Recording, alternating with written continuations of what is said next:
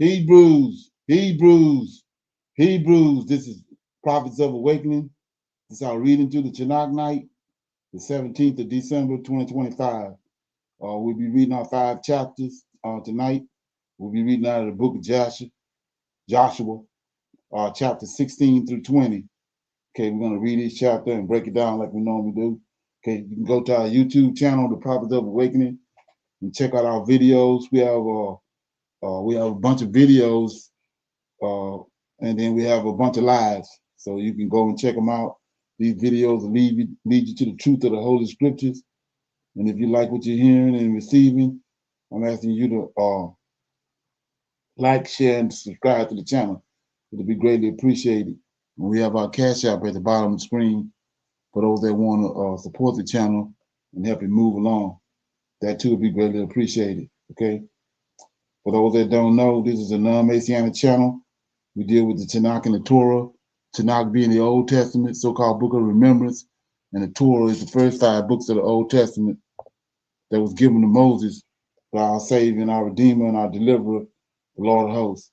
Okay, this channel was created to aid and assist our Hebrews who are waking up to their true identity in these last days, and also understanding who their Savior and their Redeemer truly is.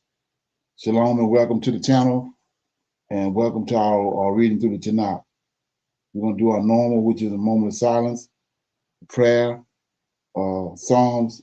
We have some current events, some need-to-know information. Then we open it up for questions and comments and any dialogue or testimonies. And then we'll go into our topic for discussion, which is Germany has dropped a DNA bomb in these last days about who the Black Israelites are. And if you remember in previous videos, I was telling you about this second decade of people of African descent. There's going to be a lot of concrete information coming out, concrete results, concrete actions. And so you shouldn't be surprised. Okay. And then, like I said, our scripture reading will be out of the book of Joshua. We'll be reading chapters 16 through 20. And then we'll pick a scripture like we normally do to close out the class. We'll pick that scripture, then we'll break it down. Okay. So with that being said, this moment of silence is for the Lord of hosts and all that he's doing to bring about our prophesied deliverance in these last days. Oh Lord, we come before thee at this time. We are thankful for the knowledge and the understanding that you have given us up until this point. And we seek thy face, that you shower us with peace and enlightenment and sense of togetherness. Oh Lord, we see thy hand in the affairs of the world, and we know and understand that what you have spoken in the past will surely come to pass. Turn not thy face from us any longer, but hearken unto our plea. Hearken, O Lord, and do. All praises unto you. Okay? With that being said, I'll read the Psalms right quick. Okay.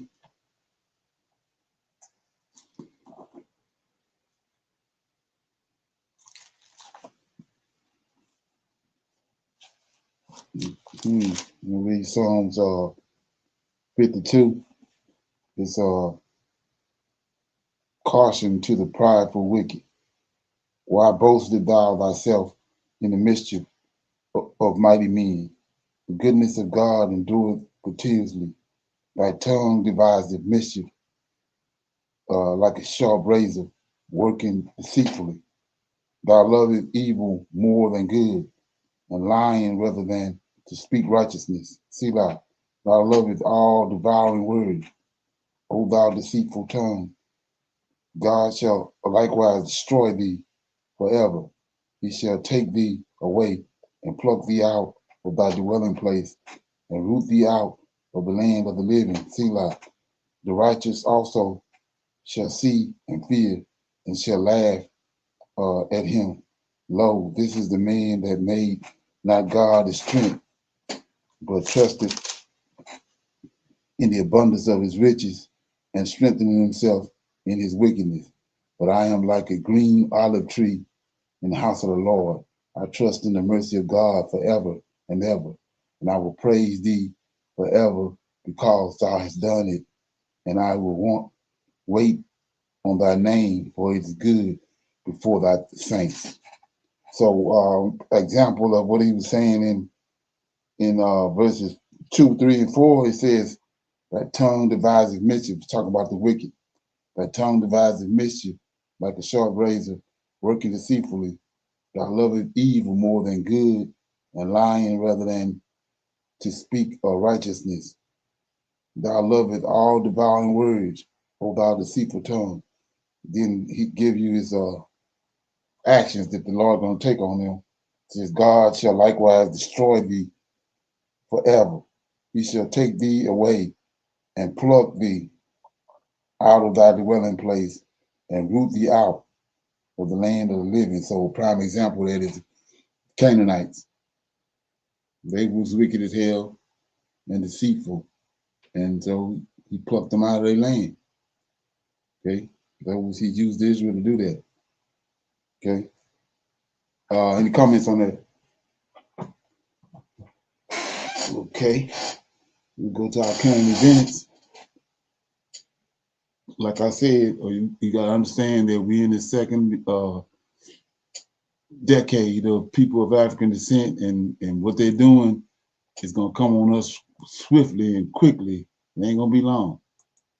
Have you ever felt that something essential about who you are was never stolen, only hidden? Not erased, not destroyed, just sealed away behind false directions, unfamiliar faces, and names that were never yours. For generations, we were told to search. We know that early in the year, Russia opened up their vaults, on because everybody over there in the middle, over in that area, they have information on who we are. They know who we are. And they got this information hidden away. Russia came out with a bunch of information, and right here we got Iran coming out. Search for truth in Rome, in Jerusalem, in Renaissance Europe, but the door was never there. Because in 2025, something unexpected happened far from the West. In Iran, a sealed archive was quietly opened. There were no headlines, no spectacle, and what emerged wasn't gold or weapons, but memory. Ancient Persian records, royal census lists, and temple decrees written by scribes who had no interest in shaping the future. So the Lord of hosts used those men of Persia. He used Cyrus, Darius, and Artaxerxes to free us from Babylon. Only in recording what they saw. Those records described a people identified as Israel in ways the modern world rarely shows. Dark-skinned, tightly coiled hair, culturally and linguistically connected to Kush, Ethiopia, and the African interior. This was not symbolism or theory. It was documentation preserved beneath centuries of silence. What later empires buried, Persia remembered. This is not rebellion. It is remembrance.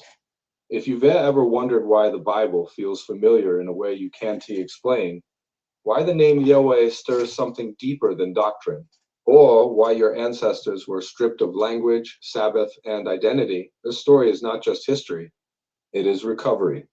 The Persian records were not myths or legends. They were administrative texts from the reign of Cyrus the Great, the same king who conquered Babylon and issued the decree allowing the Israelites to return and rebuild Jerusalem. Yet in these documents, the Israelites did not resemble the pale figures later painted into European art. They were described, with skin compared to Nubian bronze and hair bound in tight coils. They spoke tongues associated with southern lands like Punt and Saba. They were grouped alongside Cushites and Ethiopians, not as foreigners, but as related peoples. Suddenly, the long silence surrounding Africa and biblical history began to make sense. The Bible itself speaks often of Cush not as a distant land, but as a familiar presence. Warriors, scribes, messengers, and protectors appear throughout the text. 1. Persian military ledger dated shortly after Babylonese fall lists skilled priests and artisans resettled under imperial order.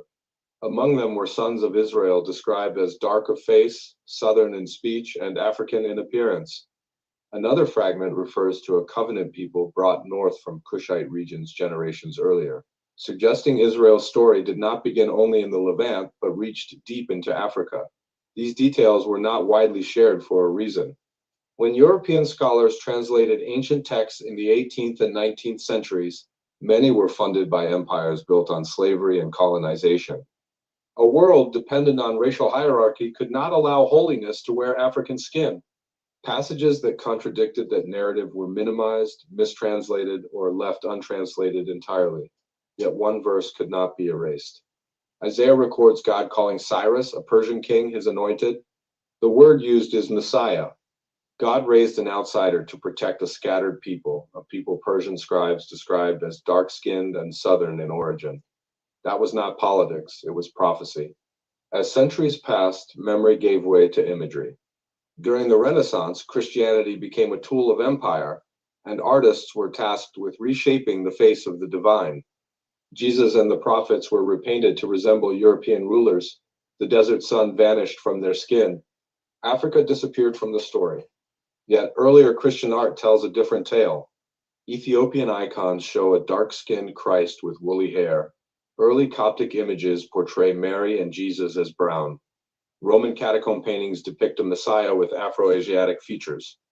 The pale blonde image of Jesus, an Egyptian, was recast as white despite ancient Egyptian art clearly depicting dark-skinned Africans.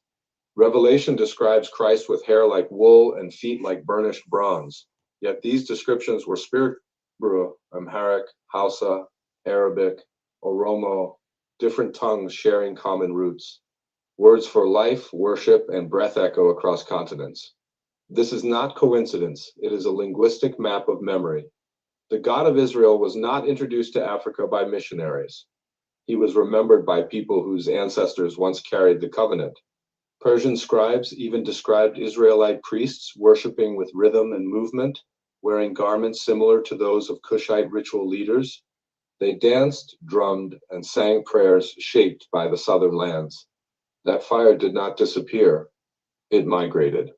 It lived on in African rhythms, in call and response songs of enslaved people who never saw a Bible, but somehow knew the sound of deliverance. That is not cultural borrowing, that is ancestral memory. Scripture itself speaks plainly. Solomon declared, "I am black and beautiful," not as metaphor, but as identity. Moses was mistaken for Egyptian. Joseph passed as Egyptian so completely that even his own brothers did not recognize him. Paul was later mistaken for Egyptian as well. These moments repeat for a reason. The early Hebrews were visually indistinguishable from the Africans around them. The Bible never hid this. Empire did.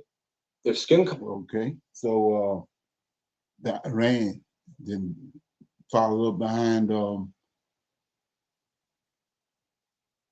Persia, and they's open. I mean, Iran followed up behind Russia, and they opened up some vaults, identifying who we are.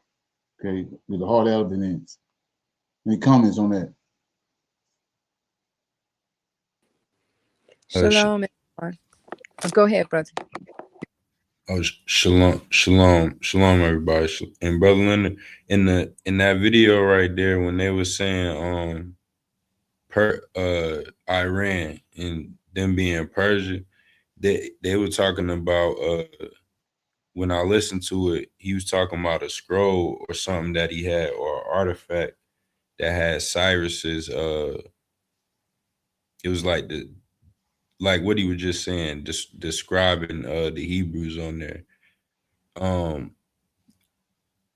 What does that prove other than us being black?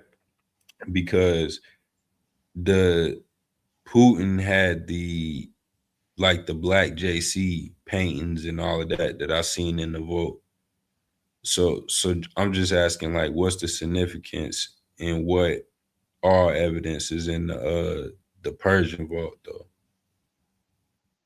Well, they got a whole nation of Israel over there now. That's totally opposite of what the records and what the archives is saying. The archives are saying that the Israelites are people of color, but they got a whole race of people over there now saying they was white. And now these people coming out with these ancient records showing otherwise. And then the significance of the Persians is, like I was saying, that's when you understand Ezra chapter 1. He just mentioned that Cyrus gave a proclamation, which is that's a commandment of Daniel 9:25. So you got the Lord of hosts used the Persian kings. He used Cyrus, Darius, and Artaxerxes to release us out of the second captivity, out of Babylon. So if anybody records is going to be conclusive, it'll be theirs. Right. Okay. Shalom. Okay. He also mentioned JC.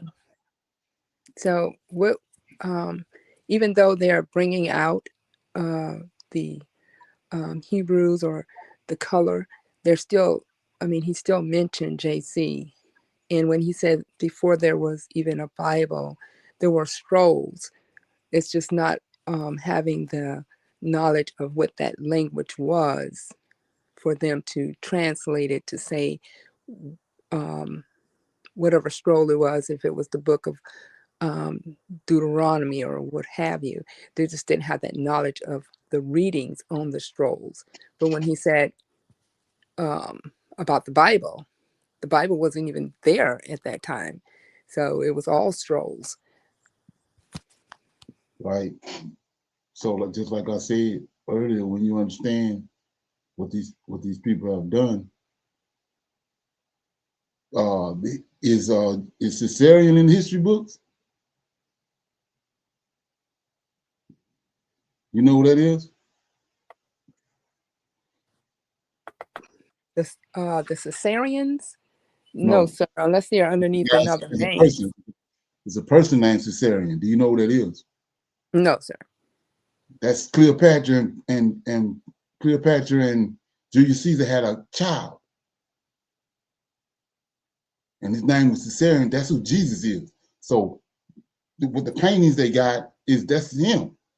He's the character that brought Christianity on the scene.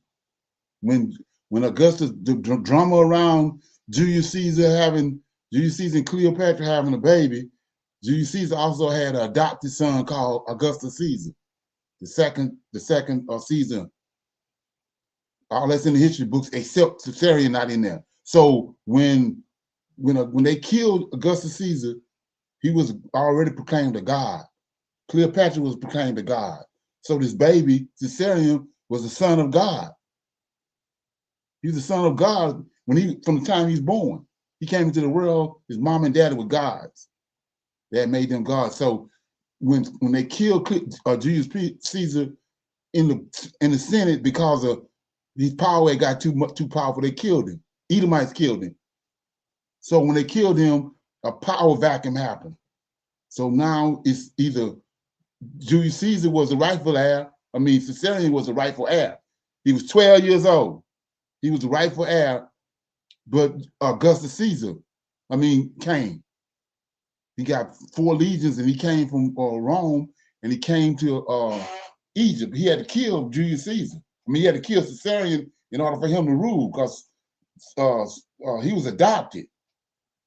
But Caesarion had Julius Caesar blood in him. He was the rightful heir, so he had to kill Cleopatra. He had to kill he had to kill Caesarion, and he had to kill Mark Antony. Mark Antony he had just as much power as Julius Caesar because he was his #1 general. So he came to Egypt. You can Google all that and watch it, look at it, but you're getting some inside information because they're not going to really shine a light on Caesarion because that's who Jesus is. So when he got there, he caused Cleopatra, well, he killed her, but he made everybody think that she committed suicide. Then he killed Mark Antony. Before he got there, Cleopatra sent Caesarion away in a monastery. Yeah, when Alexander came on the scene, when he got to the idea to conquer the world, his objective was to go all over the world. Everywhere he went, he wanted to build cities called Alexandria, homosexual cities. Alexandria, Egypt ain't the only Alexandria that he built. He built another one up in the mountains, up in the monastery in the monastery. That's where Cleopatra sent Caesarion at 12 years old. She also had 2 children for Mark Antony. She started messing with Mark Antony after Julius Caesar got killed. So Caesarion got 2, a brother and a sister, which is Mary and Thomas. So 18 years later, he left the monastery. Now he's a monk. He was raised by the monks. He's a healer. So he comes back to Jerusalem. Mary and Thomas is in Jerusalem. The Roman Empire controlled Jerusalem. So he comes back there. Now the whole world found out that he's not dead. He's still alive. Augustus killed him. Then that's when they laid all those characteristics on him like they did on all the rest of the gods. He died and he was raised back up, raised from the dead. That's why the Roman Empire didn't like the Christianity. They didn't want to deal with Christianity at first, but when it got sacked, they needed a religion to unify the Roman Empire. That's when they went and got it. Well, Constantine went and got the Roman Empire, but it was concocted and it came about by this guy that actually lived, that's black, that he killed. That's what Caesarion is. So many people, a lot of people don't understand this because they caught up with Christianity and all that, but that's the story of that. And that's why it's not in our history books. I don't know about nobody else, but when I came up in school, in high school, they ain't said nothing about no Caesarion because that's who Caesarion is. He's Jesus. So they got in their archive, they got a man. this dark skin that they got killed, or olive color. They got a man. They got all that in the archive. But these people are not Israelites. They're not religious. Okay, so all they doing is bringing out the information. Okay, that make any sense? Yes, sir. Okay. Anybody else got anything on that? Shalom, It'll do. Excuse me, I don't mean to cut you off, but they're gonna do you some good to go and Google that or watch videos on it, because then it'll sink in. Go ahead, Michelle. Yes, sir. Shalom, everyone. I was just going to say, I think a lot more is going to be revealed, right? Because for so long, they have claimed that we have been doing a religious, what you want to say, movement, shall I say, when all along we have been the true Hebrew Israelites. We're not Jewish. We're not none of that. And it's nothing new, right? Exactly. Because we are out of the Old Testament. So with this vault being open and Russia open its vault, it's just time for all of that to take place. Something that they're not going to be able to stop or control. Right. And they can't comprehend it. Right. Yes, sir. Exactly. We're gonna do this. Like the video I got coming up is what Germany came out with information and with science. Everybody pretty much know who we are because all this information that came out. But now Germany came out with some serious scientific information, and people they spellbound because they keep on. They got these scapegoats. After all the evidence that come out, they still want to hold on to JC. When that's the same people that you realize that hoodwink you still holding on to their ideologies. Because that whole concept of Christ is that's pagan. The whole concept. It's not that they made him, turned him white, painted him white. He's a concoction in their mind, the imagination of their mind. They concocted JC. Okay. Anybody got anything else on that? Okay.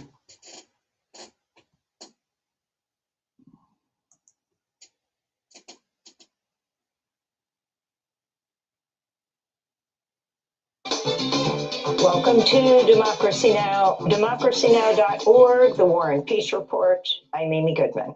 President Trump ordered a blockade on sanctioned oil tankers going to and from Venezuela Tuesday, ramping up his threats on President Nicolas Maduro.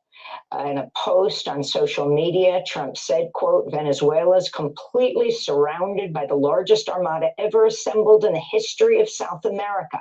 It will only get bigger, and the shock to them will be like nothing they have ever seen before, unquote. Last week, the U.S. seized a tank. Talking like George Bush. Tanker in the Caribbean Sea that was carrying Venezuelan oil for Cuba and China. Since September, the U.S. military has been carrying out airstrikes on alleged drug boats in the Caribbean and Eastern Pacific near Venezuela, killing at least 95 people in 25 attacks without showing evidence of drugs. Meanwhile, Defense Secretary Pete Hegseth said Tuesday there are no plans to release the full unedited video showing a deadly second strike on a boat on September 2nd. Legal experts and human rights groups have described the strike on two survivors clinging to the wreckage of the boat as a war crime. This comes as Trump's chief of staff, Susie Wiles, suggested in an interview with Vanity Fair that the U.S. military attacks on alleged drug boats aim to ultimately topple President Maduro. Wiles said, quote, Trump wants to keep on blowing boats up until Maduro cries uncle. And people way smarter than me on that say that he will, unquote. This is Maduro speaking yesterday in Caracas. We tell the people of the United States our truth, and it is very clear. Imperialism and the Nazi fascist right wing want to colonize Venezuela to take our wealth, oil, gas, gold, iron, aluminum, and other minerals. We have sworn to defend our homeland, and in Venezuela, peace will always prevail, along with stability and shared happiness for our people. President Trump is planning to give a prime-time address to the nation tonight. We'll have more on this story later in the broadcast. In Gaza, Al Jazeera reports a 2-week-old infant has frozen to death as winter storms batter the territory, and Israel continues to block the entry of shelter and other humanitarian supplies for the hundreds of thousands of displaced Palestinians forced to live in makeshift tents or buildings damaged by Israeli bombs. Meanwhile, in another violation of the U.S. brokered truce, Al Jazeera reports Israeli forces killed at least one Palestinian in the last 24 hours. This comes as efforts to recover the remains of the last Israeli hostage in Gaza have been hampered by the heavy rains. The International Criminal Court has rejected Israel's bid to block an investigation into war crimes committed by Israel in Gaza. In more related news, Axios reports the White House sent an angry private message to Israeli Prime Minister Benjamin Netanyahu following the killing of Hamas senior commander Raed Saad, which Trump officials said violated the U.S. brokered ceasefire that went into effect in October. Netanyahu is scheduled to meet Trump at Mar-a-Lago at the end of the month as tensions rise around the implementation of the next phase of the agreement with Hamas. In Sydney, Australia, the first funerals were held today for victims of the Bondi Beach massacre, including for Rabbi Eli Schlanger and Rabbi Yaakov Levitan. Meanwhile, authorities announced one of the gunmen, 24-year-old Navid Akram, has been charged with 59 offenses, including murder and terrorism. The other gunman, his father, Sajid Akram, was shot dead by police at the scene. Here in the United States, in Rhode Island, the manhunt for the gunman who killed 2 students and injured 9 others at Brown University Saturday has entered its 5th day. Authorities released a new photo, enhanced videos, and a video timeline showing a person of interest movements in the hours leading up to Saturday's shooting. 1 shooting victim remains in critical condition. 2 have been discharged from the hospital. 6 others are in stable condition. All classes and exams have been canceled. The campus remains on edge. This is Parth Gupta, a senior at Brown, a right-wing absolute zealot. She also called Elon Musk an avowed ketamine user and blasted his dismantling of USAID, saying, quote, no rational person could think the USAID process was a good one. Nobody, she said. On immigration, Susie Wiles said, quote, I will concede we've got to look harder at our process for deportation, unquote. Wiles also criticized Attorney General Pam Bondi's handling of the Epstein files, saying, quote, she said that the witness list or client list was on her desk. There is no client list, and it sure as hell wasn't on her desk, unquote. Meanwhile, the deadline for the Justice Department to release the Epstein files is set for Friday, December 19th. House Speaker Mike Johnson says he will not call for a vote to extend Affordable Care Act healthcare subsidies that are set to expire at the end of the year. As a result, millions of U.S. residents will have to pay higher health insurance premiums starting in January. Republican Congressmember Mike Lawler of New York said, quote, everybody has a responsibility to serve their district to their constituents. You know what is funny? 3/4 of people on Obamacare are in states Donald Trump won, Lawler said. Rwandan President Paul Kagame and DRC leader Felix Tshisekedi earlier this month at a ceremony in Washington, D.C., hosted by Trump. M23 fighters are not signatories of that deal and have been involved in parallel peace talks led by Qatar. Rwanda has been repeatedly accused of backing M23. Okay. Any comments on that? Anybody got any comments? Okay. Got some need to know information right here. Play that. Like I said, I'm thinking that right here is where the war gonna break out with the war they got planned. China, Russia in action against American military move off Venezuela. Putin, Xi explode against Trump military's oil tanker move. Maduro gets Putin support. China denounces American action. Tensions mount as U.S. hints at more action against Venezuela. China firmly opposes illegal unilateral sanctions and long-arm jurisdiction that lack a basis in international law and are not authorized by the UN Security Council. We oppose the abuse of sanctions. We have taken note of the relevant reports. All parties should abide by the principles of market economy and fair competition and work together to safeguard the stability of global production and supply chains. We have noted that this positive measure facilitates the movement of people and serves the common interests of all parties. China is willing to maintain communication and consultation with India to continuously enhance the level of exchanges and greening between the two countries, safeguarding national sovereignty. The highest principle of one country, two systems is to safeguard national sovereignty, security, and development interests. The central government firmly supports the Hong Kong SAR in lawfully safeguarding national security and punishing crimes that endanger national security. A high-stakes phone call held between Vladimir Putin and Nicolas Maduro amid as Washington ramps up pressure on Venezuela. Kremlin confirmed that the Russian president reached out to the Venezuelan leader, reaffirming Moscow's strategic backing for Caracas, just as tensions spike following U.S. military activity in the Caribbean. According to Russia media, both leaders emphasized the need to accelerate joint economic and energy projects already in motion. These initiatives, from oil to wider trade economic cooperation, fall under the newly implemented Russia-Venezuela Treaty on Strategic Partnership and Cooperation, which came into effect last year.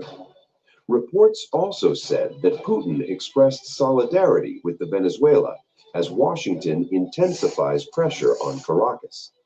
The U.S. has carried out strikes in the Caribbean Sea, claiming it is targeting drug cartel networks linked to Venezuela.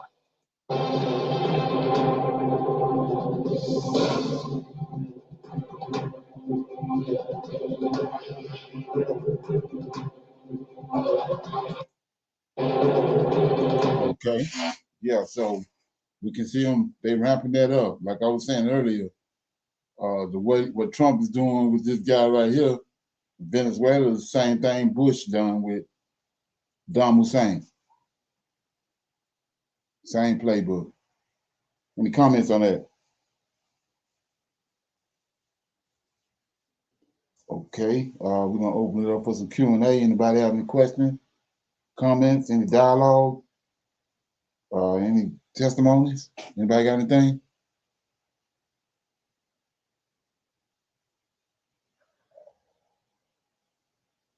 Everybody good? Okay.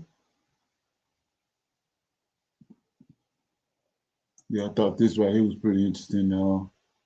Based on This is without it. you know, everybody on the search to find where Jerusalem at, where is it located at, and like I said back when I first got into this, the host was dealing with me with Namibia, right? And so now all of a sudden, we got this conflict going on with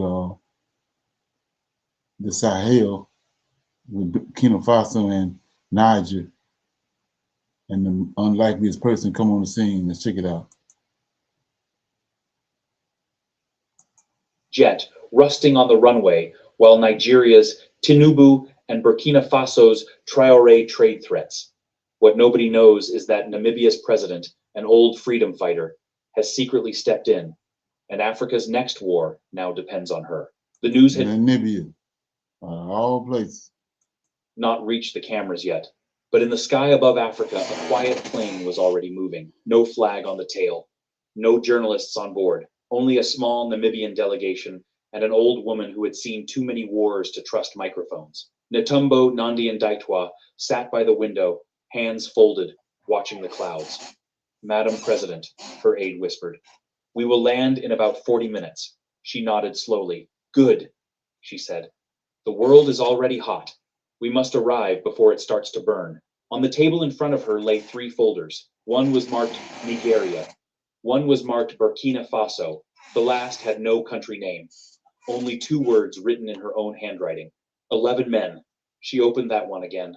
Inside were photos and reports. 11 Nigerian soldiers, tired faces looking into the camera of a Burkinabe prison. A map showing how their aircraft had crossed from Benin, clipped the edge of Burkina Faso's airspace, and landed in a dusty strip. A short line describing what they had been doing. Part of a Nigerian operation to bomb armed groups in Benin amid rumors of a coup attempt. She read the next sentence, the one that made her heart heavy. Arrested 6 days ago after violating Burkina Faso's airspace. Held in Ouagadougou. Military plane still impounded. She closed the file and leaned back. 11 souls, she murmured. And behind them, 2 storms. Her aide looked confused. 2 storms? He asked. Traore and Tinubu, she replied. Both under pressure, both full of pride, both watched by big powers. If one speaks too loudly, the other will answer with thunder. Outside, the December light faded slowly. It was the kind of evening when radio rumors traveled faster than truth. In Abuja, President Bola Ahmed Tinubu stood in front of a large map with red lines across West Africa. So they are still in custody, he said, voice tight. 6 days. 11 Nigerian soldiers. Our plane locked in their hangar like a toy. The national security advisor nodded. Burkina Faso refuses to call it a mistake, he said. They say our men crossed their sky during a tense moment without permission, close to zones where foreign advisors work. Their message is clear. We will not be treated as a corridor. Tinubu's jaw clenched. And our message must also be clear, he replied. If they think they can put Nigerian soldiers on trial like common criminals, they are dreaming. We are not a small neighbor. We are the 3rd most powerful country in Africa. He slammed a finger onto the map. Tell them, he said, if they do not release our soldiers and our aircraft, they will face serious consequences. Economic, diplomatic, maybe more. His advisors exchanged nervous looks. They pray. They call their captors brother sometimes. One cried during questioning when he spoke about his children. She sighed. In my country, she said, long ago, We also saw soldiers cross lines. Some came to kill, some came confused. I learned to ask 2 questions. What did they do? And who will pay if I answer with only my anger? Pass over each face as Do not buy another charger until Anybody familiar with this? What's going on with Niger and Burkina Faso? Any comments on that? Okay, play a little more of this.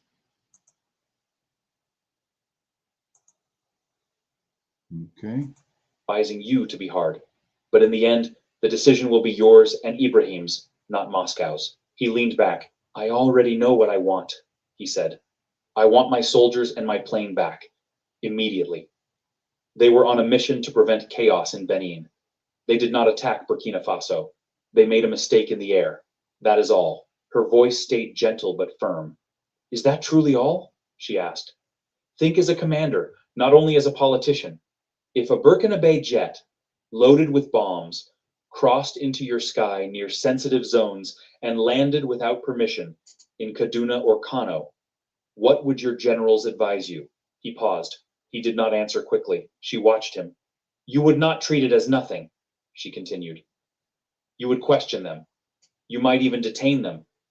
Because a roof is a roof, whether it covers a big house or a small one, he sighed. I know their anger is not fully fake, he admitted, but I cannot stand before Nigerians and say, our soldiers are being judged by a country smaller than some of our states, and we accept it. They will say, we are no longer a giant. She nodded slowly. I understand, she said. Giants also have egos, but let me tell you something from an old woman's storybook. In our liberation days, we learned that sometimes the giant who bends a little remains standing longer than the one who refuses to bend and breaks his own back. EV, not faces at funerals. Silence fell again. He stared at the carpet. Give me time, he said finally. I cannot just say yes in one afternoon. I must talk to my team, test the waters, feel the mood. Already, some of my generals think I am too soft. I know, she replied. And Ibrahim also needs time. He must prepare his officers, his street, his foreign partners. None of you can move too fast without breaking something. She closed her folder. I will stay in Abuja quietly tonight, she said. Tomorrow. Okay, so what we're gonna do is we're gonna keep an eye on that. There's something going on with that. Anybody any comments on it? Okay, we're gonna go to we're gonna be reading out of the book of Jasher. We'll be reading chapters 16 through 20. We're gonna read each chapter and break it down. Okay, and oh yeah, I'm missing some. Tripping. Okay, let me see. Yeah, I got one more. This is my topic for discussion. It's important, so let me deal with it. Okay, here we go. This goes back to what I was talking about. Like I said, Dr. Matthias Bo stood and cut. So you're telling me that, like I was saying about the this second decade. Here we go. Shouldn't be surprised, like I said. Entire history. Imagine being told for centuries, you are slaves, you are cursed, your story begins on a ship. That narrative was drilled into us until it became accepted as truth. But what if I told you that your story does not begin in the belly of slave ships, it begins in Jerusalem? What if your very blood carries the fingerprint of Abraham, Isaac, and Jacob?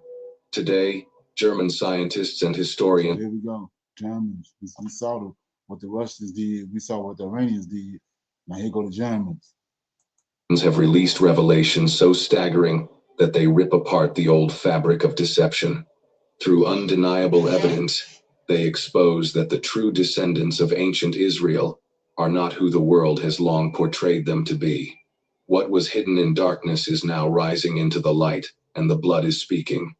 Before we step deeper into this journey of awakening, pause for a moment, hit subscribe, press like if you're ready for truth, and type 77 inches the comments as a sign of divine completion. Together, we will make sure this message cannot be silenced. In labs from Berlin to Heidelberg to Frankfurt, archaeologists and geneticists have opened ossuaries and read more than names carved in stone. They have read a pedigree written in blood. Buried 2,000 years ago, these men and women were not anonymous relics of a far-off past. They were Israelites laid to rest with Hebrew inscriptions on their bone boxes. And when the ancient DNA was pulled from those remains... Notice it's another thing. I talked about it before, but I got to keep it fresh on people's mind. Notice that they always saying 2,000 years ago. Notice that. That's prophecy. 2 days.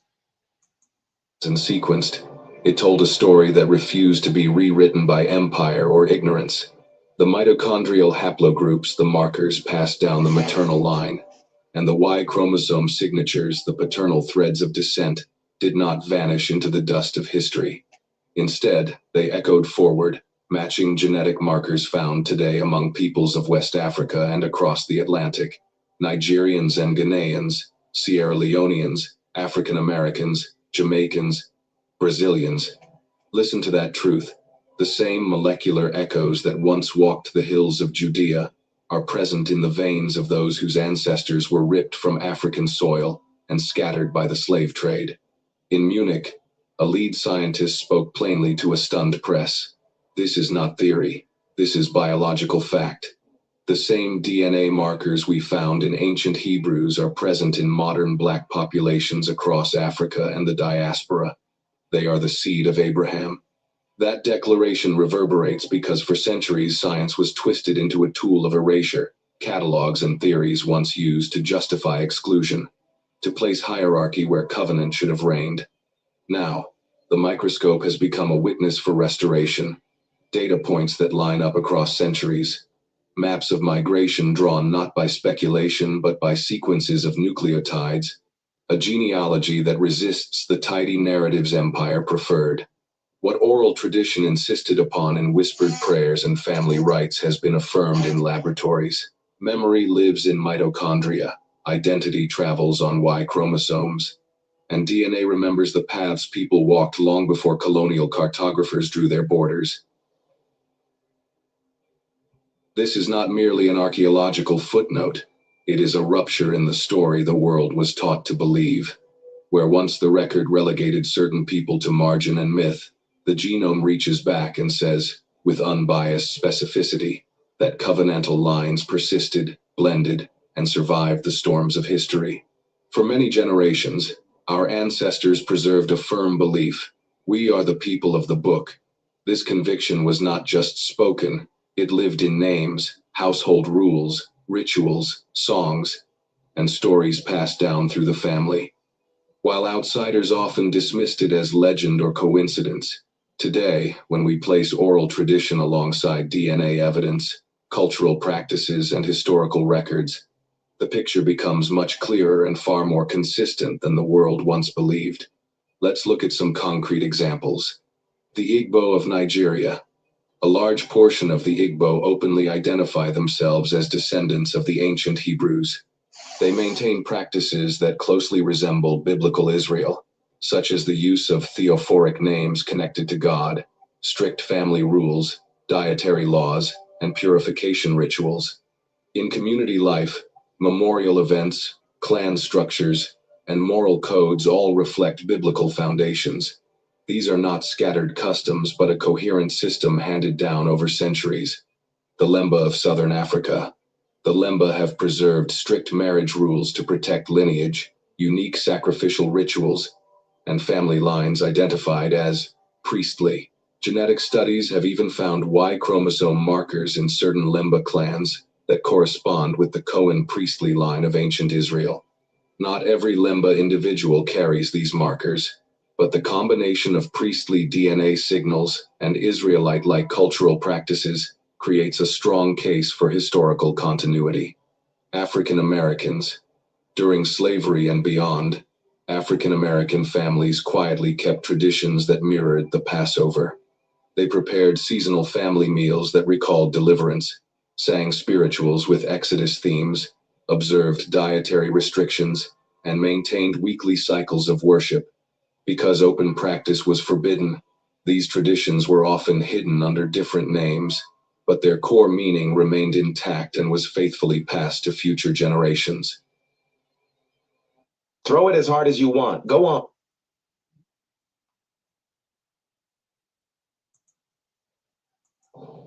In addition to oral tradition and culture, genetic evidence provides independent confirmation. In Berlin, Heidelberg, and Frankfurt, scientists examined the remains of ancient Israelites buried about 2,000 years ago, some in 2,000 years. ossuaries inscribed with Hebrew names. They extracted DNA and analyzed mtDNA and y-DNA, comparing the results with modern populations. The findings showed clear genetic patterns linking those ancient Hebrews with present-day Africans, Nigerians, Ghanaians, Sierra Leoneans, and also with descendants of the African diaspora in the United States, the Caribbean, and Brazil.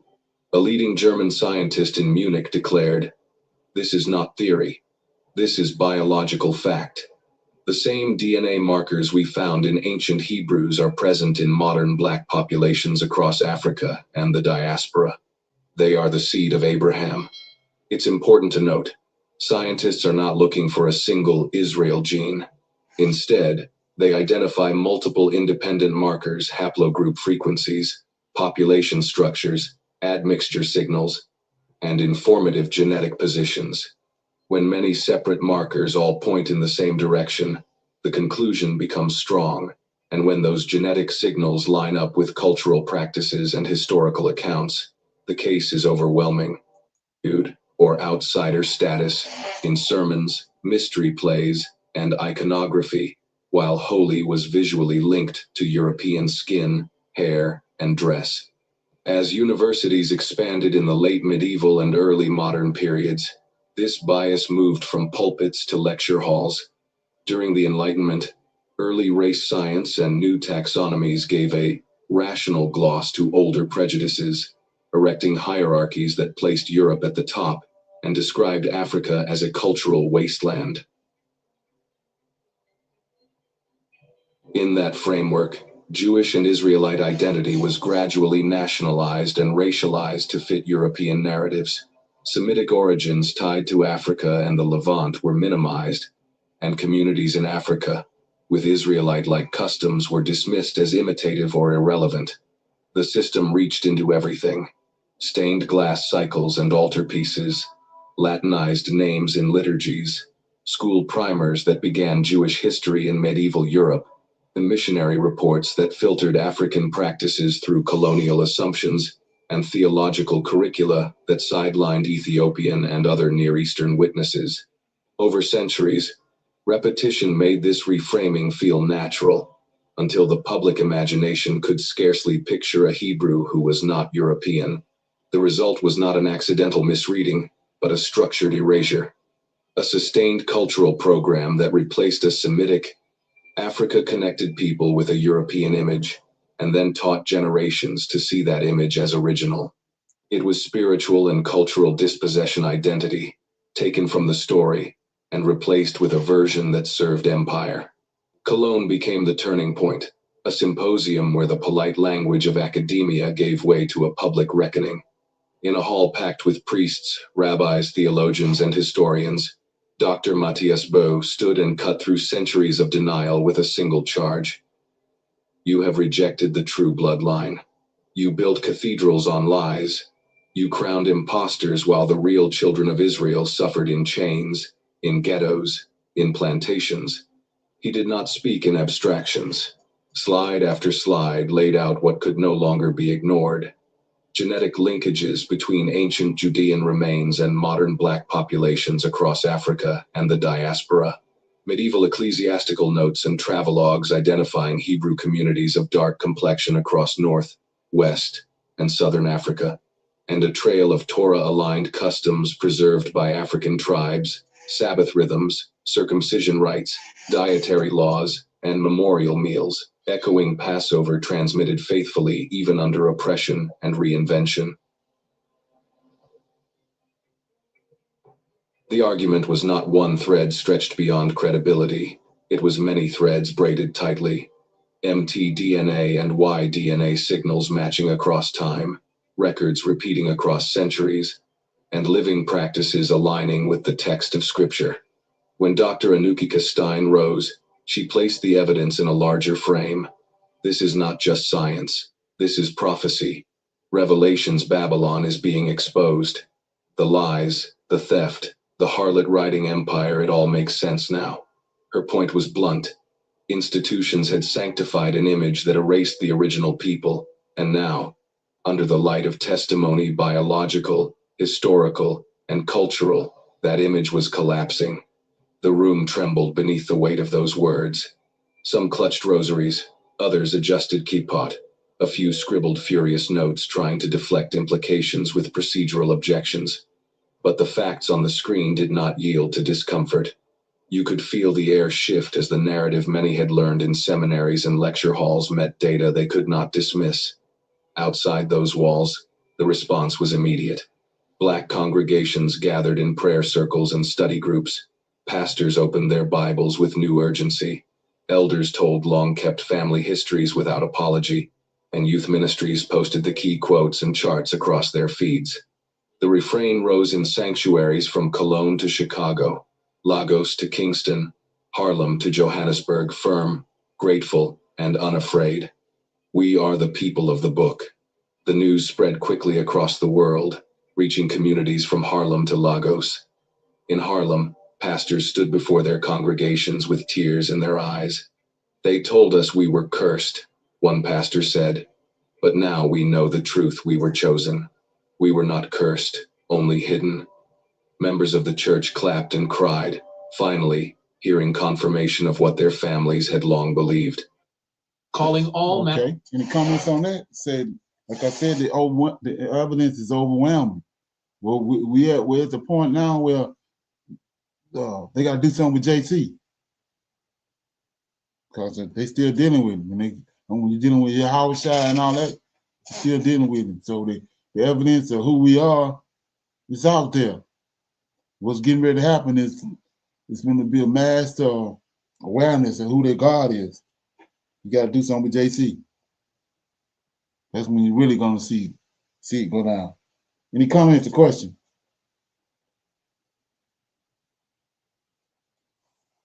Okay, we're going to start reading.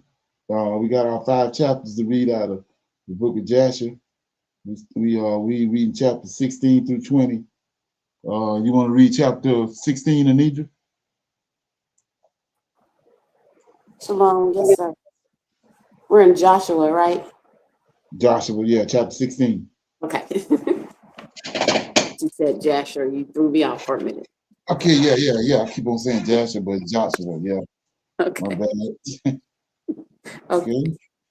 Joshua chapter 16, and it reads, "And the lot of the children of Joseph fell from Jordan by Jericho unto the water of Jericho on the east, to the wilderness that goeth up from Jericho throughout Mount Bethel, and goeth out from Bethel to Luz, and passes along the borders of Archi to Adaroth, and goeth down westward to the coast of Japhleti, unto the coast of Beth Horon, the neither, and to Gezer, and to the goings out thereof are at the sea." And the goings out. So the children of Joseph, Manasseh, and Ephraim took their inheritance.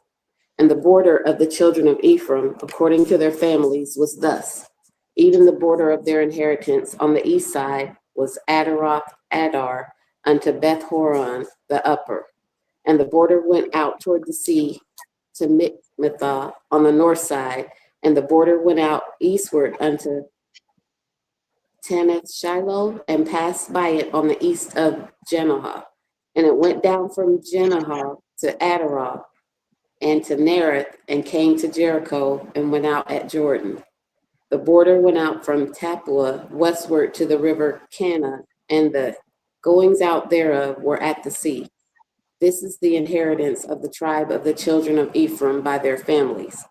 And the separate cities for the children of Ephraim were among the inheritance of the children of Manasseh, all the cities with their villages. And they drave not out the Canaanites that dwelt in Gezer, but the Canaanites dwell among the Ephraimites unto this day, and serve under tribute. And that is Joshua chapter 16. Shalom. Okay. Let me see. You want to read 17 and 18? I'll read the last two. AJ. Right, yes, sir.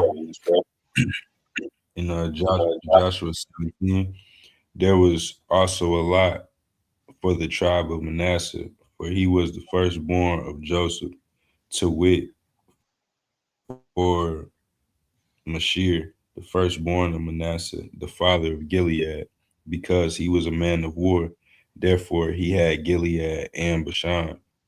There was also a lot for the rest of the children of Manasseh by their families, for the children of Abiezer, and for the children of Halet, and for the children of Azriel, and for the children of Shechem, and for the children of Hefer, and for the children of Shemitah.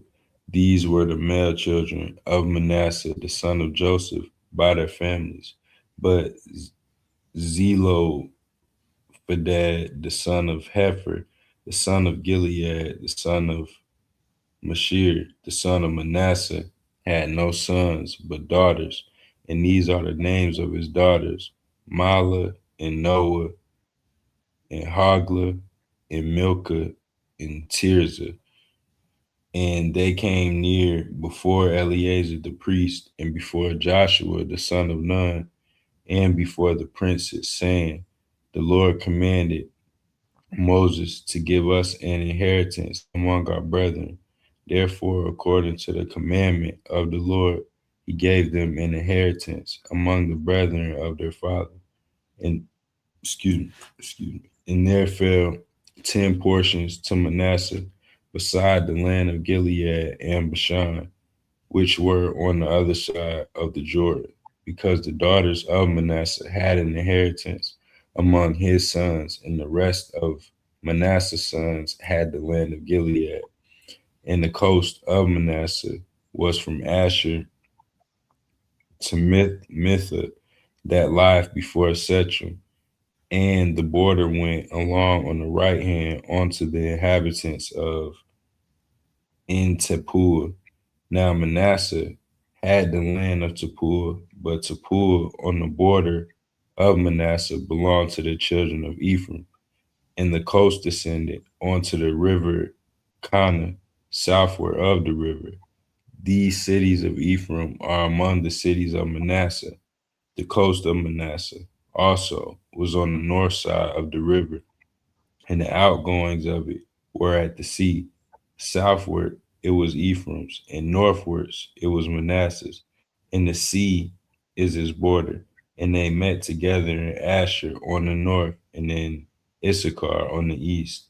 And Manasseh had in Issachar and in Asher Beth Shean and her towns, and Ibleam and her towns, and the inhabitants of Dor and her towns, and the inhabitants of Endor and her towns, and the inhabitants of Tanak and her towns, and the inhabitants of Megiddo and her towns, even 3 countries. Yet the children of Manasseh could not drive out the inhabitants of those cities, but the Canaanites would dwell in their land. Yet it came to pass, when the children of Israel were waxing strong, that they put the Canaanites to tribute, but they did not utterly drive them out. And the children of Joshua, and the children of Joshua spake, the children of Joseph spake unto Joshua, saying, why hast thou given me but one lot and one portion to inherit, seeing I am a great people, for as much as the Lord has blessed me here too? And Joshua answered them, if thou be a great people, then get thee up to the wood country, and cut down for thyself there in the land of the Perizzites and of the giants, if Mount Ephraim be too narrow for thee. And the children of Joseph said, the hill is not enough for us, and all the Canaanites that dwell in the land of the valley have chariots of iron, both they who are in Beth Shean and her towns, and they who are of the valley of Jezreel. And Joshua spake unto the house of Joseph, even to Ephraim and Manasseh, saying, Thou art a great people, and hast great power. Thou shalt not have one lot only, but the mountain shall be thine, for it is a wood, and thou shalt cut it down, and the outgoings of it shall be thine. For thou shalt drive out the Canaanites, though they have iron chariots, and though they be strong. That was Joshua 17. Shalom. Okay, you got anything on that? Oh, just this is just confirming that there's Canaanites in these different lots so Yeah. far. They didn't drive them all the way out. Right. Okay, Originally. that was the problem over there in, with the Levite and his concubine. Right. Chapter 18. Right. Okay. 18. And it says, in the in the whole congregation of the children of Israel assembled together at Shiloh and set up the tabernacle of the congregation there. And the land was subdued before them. And there remained among the children of Israel 7 tribes, which had not yet received their inheritance. And Joshua said unto the children of Israel, How long are you slack to go to possess the land which the Lord God of your fathers hath given you? Give out from among you 3 men of each tribe, and I will send them, and they shall rise and go through the land and describe it according to the inheritance of them. And they shall come again to me, and they shall divide it into 7 parts. Judah shall abide in their coast on the south, and the house of Joseph shall abide in their coast on the north. You shall therefore describe the land into 7 parts, and bring the description hither to me, that I may cast lots for you here before the Lord our God. But the Levites have no part among you, for the priesthood of the Lord is their inheritance. And Gad and Reuben and the half tribe of Manasseh have received their inheritance beyond the Jordan on the east, which Moses, the servant of the Lord, gave them. And the men arose and went away.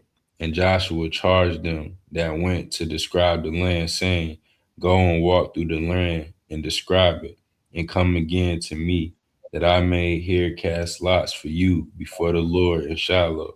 And the men went and possessed through the land and described it by the cities into 7 parts in the book, and came again to Joshua to the host at Shiloh.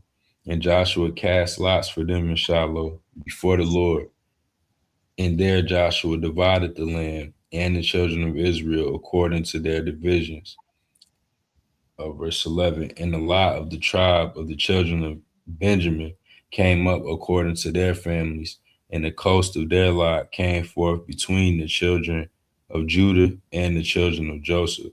And their border on the north side was from Jordan, and the border went up to the side of Jericho on the north side, and went up through the mountains westward.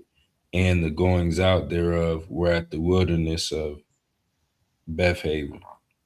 And the border went over from thence toward Luz, to the side of Luz, which is Bethel, southward.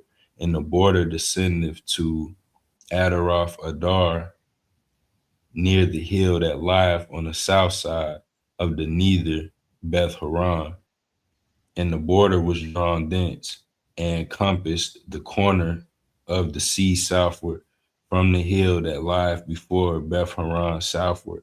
And the goings out thereof were at Kerith Ball, which is Kerith Jearim, a city of the children of Judah. This was the west quarter. And the south quarter was from the end of Kerith Jearim, and the border went out on the west, and went out to the well of the waters of Nephtoah. And the border came down to the end of the mountain that lieth before the valley of the son of Himnon, in which is in the valley of the giants on the north, and descended to the valley of Himnon to the side of Jebusi on the south, and descended to En Rogel, and was drawn from the north, and went from En Shemesh, and went forward towards Gileath, which is over against the going up of Adunim, and descended to the stone of Bahan, the son of Reuben, and passed along toward the side over against Arabah northward, and went down towards Arabah. And the border passed alongside of Beth Hogla northward, and the outgoings of the border were at the north bay of the Salt Sea at the south end of Jordan. This was the south of the coast. And Jordan was the border of it on the east side. This was the inheritance of the children of Benjamin by the coast thereof round about, according to their families. Now the cities of the tribe of the children of Benjamin, according to their families, were Jericho and Beth Hogla in the valley of Kaziz, and Beth Araba and Zimmerim and Bethel, and Avim and Para and Oprah and Shafar and Ophini and Gaba, 12 cities with their villages, Gibeon and Ramah and Beroth and Mitzvah and Chifra and Mazah and Rakim and Irpeel and Tarla and Zela and Eloth and Jebusi, which is Jerusalem, Gibeath and Kerath, 14 cities with their villages. This is the inheritance of the children of Benjamin according to their families. And Shalom out of Joshua 18. Right. Yeah. So I was showing you how that they took things from over out of our records and they used them over in the New Testament and used them in another way. And one of them is right here in 18, verse 1. They're always talking about, I can't remember the verse, but it's always talking about until Shiloh come. And they said Shiloh is Jesus, right? Anybody familiar with that? All right, yes, sir. That's in Genesis 49. Right. Okay, yeah. Let's read that. Let's read that. Genesis 49. Yes, sir. In 10. Okay, so let me read that. 49 and 10. So it says, I'm gonna start at 8. Judah, thou art he. So this when Jacob prophesied to his sons, right? Judah, they haven't went into captivity yet. It said, Judah, thou art he whom the brethren shall praise thy hand. And thy hand shall be at the neck of thy enemies. Thy father's children shall bow down unto thee. Judah is the lion's whelp from the prey, my son. Thou art gone up. He stooped down. He crouches as a lion, and as a young lion, as an old lion, who shall rouse him up? The scepter, here you go right here. The scepter shall not depart from Judah, nor the lawgiver from between his feet, until Shiloh come, and unto him shall the gathering of the people be. So here goes Shiloh right here. See that? 18 and 1. He prophesied that way back there. Now here goes Shiloh, 18 and 1. And the whole generation, whole congregation of the children of Israel assembled together at Shiloh. See that? Because they want you to think it's some man. To say it's JC. You see that? Right, yes, sir. The whole congregation of the children of Israel assembled together at Shiloh and set up the tabernacle of the congregation there, and the land was subdued before them. So this is this place they said is a place. This is where they divide the lots up. See that? So when they talk about Shiloh, this is Shiloh. Okay, so keep that in mind when you see Shiloh again. Okay. So and then also look at when he started describing the territory of Benjamin, giants there. Giants all over. Chapter 15, Joshua 18 and 15. The south quarters were from Kira, so that's a giant, in case you might didn't know. That's a giant, and he dwelled in Jerusalem before it was called Jerusalem. And he had some sons. You can Google that. You'll get more information on it. That's for somebody that want to know. But anyway, I'm in chapter 19. The territory of the children of Simeon says, and the second lot came forth to Simeon, even for the tribe of the children of Simeon, according to their families, and their inheritance was within the inheritance of the children of Judah. And they had in their inheritance Beersheba. They go Beersheba. I'll tell you what that means. 7. Beersheba, and Sheba, and Mildah, and Hazarah, Bola, Ezram, and I can't pronounce these names. 5. Zilach, Beth Marka, I'll keep going. Let me get over here to 8. And all the villages that were around about these cities, to Baal, Beer, Ramoth of the south. This is the inheritance of the tribes of the children of Simeon according to their families. Out of the portion of the children of Judah was the inheritance of the children of Simeon.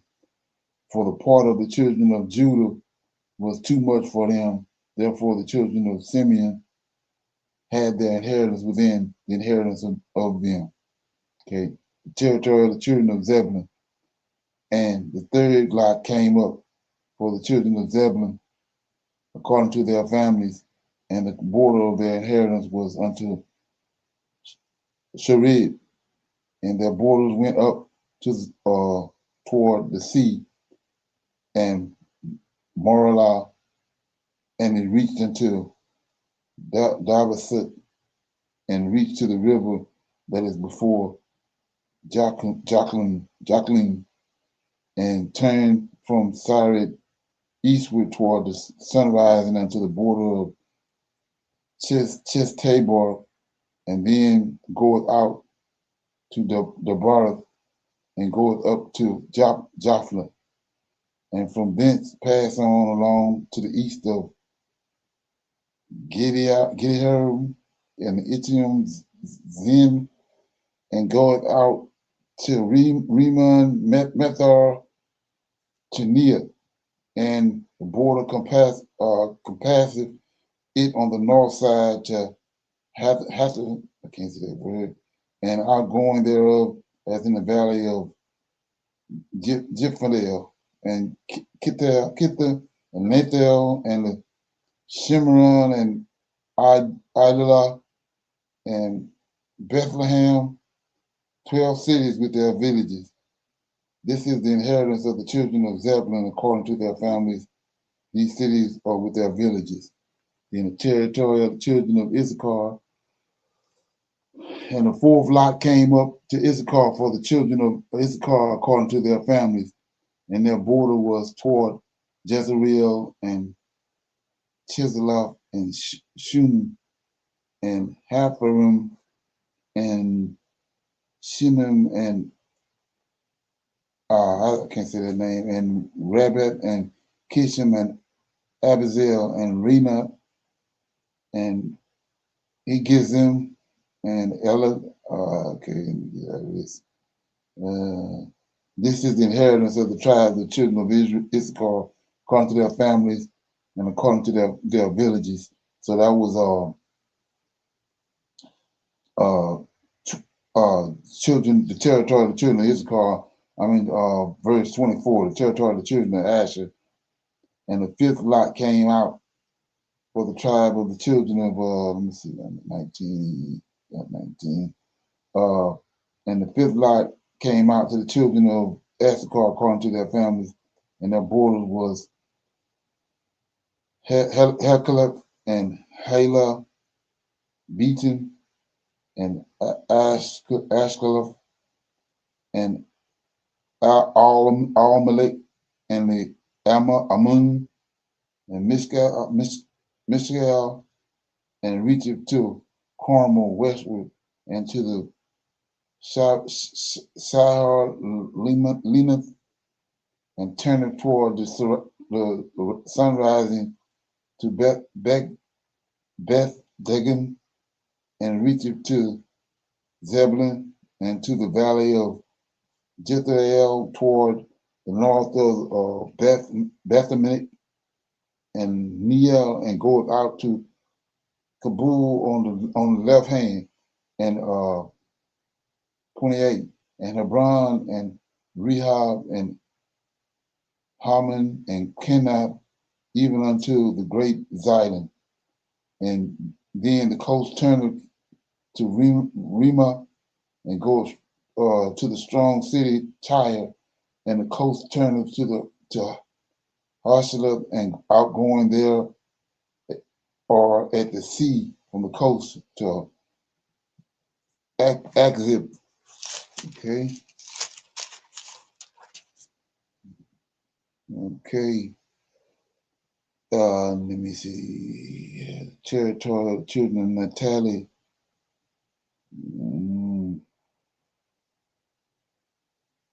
Read 47. This is and the coast of the children of Dan went out too little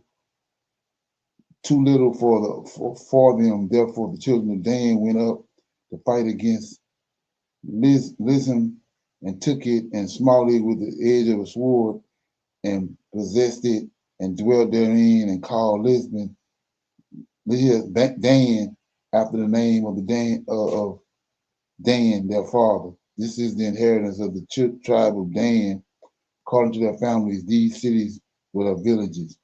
Then Joshua inheritance.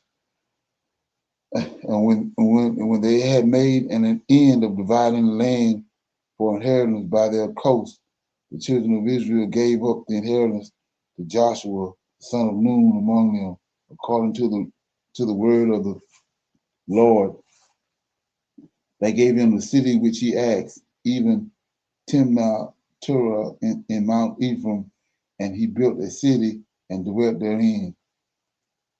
These are the inheritance which Eleazar the priest, and Joshua the son of Nun, and the heads of the fathers of the tribes of the children of Israel divided for an inheritance by lot. Here you go. In Shiloh. See that? In Shiloh. Before the Lord.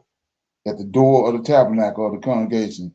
So they made an end of dividing the country up. So if anybody Shiloh is the Lord of hosts. So we see right here, let me read that again.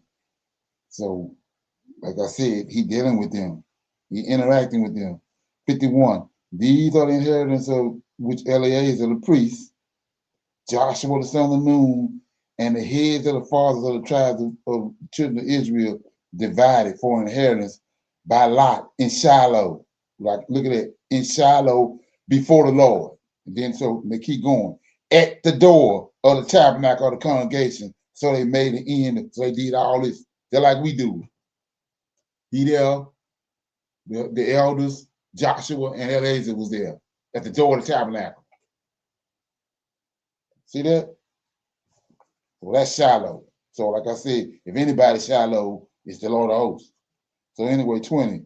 But they tell us JC Shiloh from the verse we just read in Genesis 49. I don't know if anybody's familiar with that, but yeah. So anyway, chapter 20. 6 cities of refuge appointed. The Lord also spake unto Joshua, saying, see that? Go bounce off of what I just read. Now we're in 20 and 1. And the Lord also spake unto Joshua, saying, where you speak to him at? At the door of the tabernacle. Okay, same place he spoke to Aaron, Miriam, and Moses. He ain't way out somewhere in Timbuktu. Okay, same way he did with David. David went in and sat down and talked to the Lord. Okay, but anyway, verse 2, speak to the children of Israel, saying, appoint out of you cities of refuge, wherefore I spake unto you by the hand of Moses, that the slayer that killeth any person unawares and wittingly may flee thither, and they shall be your refuge from the avenger of blood. And when he that doeth flee unto one of these or those cities shall stand at the entering in of the gate of the city and shall declare this cause in the ears of the elders of the city. They shall take him into the city unto them and give him a place that he may dwell among them. And if the avenger of blood pursue after him, then they shall not deliver the slayer up unto his hands, because he smote his neighbor unwittingly and hated him not before time. And he shall dwell in that city until he stand before the congregation for judgment, and until the death of the high priest that shall be in those days. Then shall the slayer return and come unto his own city and unto his own house, unto the city from which he fled. And they appointed Kadesh in Galilee, in Mount Naphtali, and Shechem in Mount Ephraim, and Kira Arba, which is in Hebron, in the mountains of Judah. And on the other side of the Jordan, by Jericho eastward, they also assigned Bezer in the wilderness upon the plains out of the tribe of Reuben, and Ramoth in Gilead out of the tribe of Gad, and Gulan in Bashan out of the tribe of Manasseh. These were the cities appointed for all the children of Israel, and for the stranger that sojourneth among them, that whosoever killeth any person at unawares might flee thither, and not die by the hand of the avenger of blood until he stood before the congregation. Okay. Any comments on that, chapter 20? Anybody got any comments, questions on what we just read? Yeah, when I was just reading this though, I was these names, go back to what we was talking about with the Levite and his concubine, and how we found out that it was giants, and we thinking that it wasn't that many, but there's a bunch of giants among them. And I was looking at some of these names. These ain't no Israelite names, a lot of these cities. That's something to think about. Okay? Yeah. And one in particular, let me go that deal. I said I wasn't gonna deal with it, but I'll deal with it right quick. In Joshua 18 and verse 23, let me get it. Yeah. So it says, 21 says, now the cities of the tribes of the children of Benjamin. There you go. We know about what's over Benjamin. According to their families, were Jericho, Beth, Holland, and the valleys of Kizar. Then we keep going, but we get to 23, right?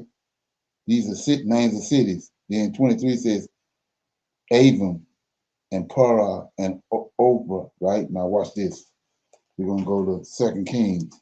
Remember that AVIM. Somebody want to do some research on this? No, I am. I'm in 2 Kings 17. 2 Kings 17, this is when King of Assyria came.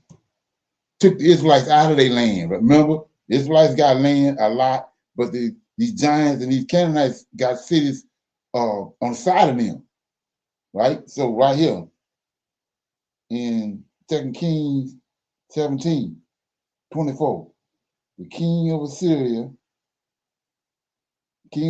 brought men from Babylon cut off from Ava, here, and from Hamath, and from Seraphim, and placed them in the cities of Samaria instead of the children of Israel, and they possessed Samaria and dwelt therein. So from looking at this, to me, they didn't go no way off somewhere. They got people right there. They wasn't Israelites, and gave them the allotments that they came up with. You know, something to think about. Check it out. So it wasn't like they got these people that they put in those cities from way off somewhere, because you had foreigners and strangers right around them that was in cities that they weren't Israelites. Let that frame mate. Okay. Anybody got any comments on that? Okay, we'll go to our. We're gonna pick a scripture. We'll read it, then we'll close out. Somebody got a scripture they want to read?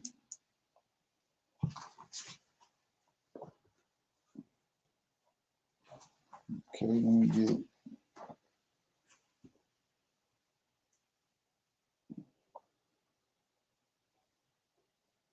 So I'll read out of Psalm 37, verses 1 and 2.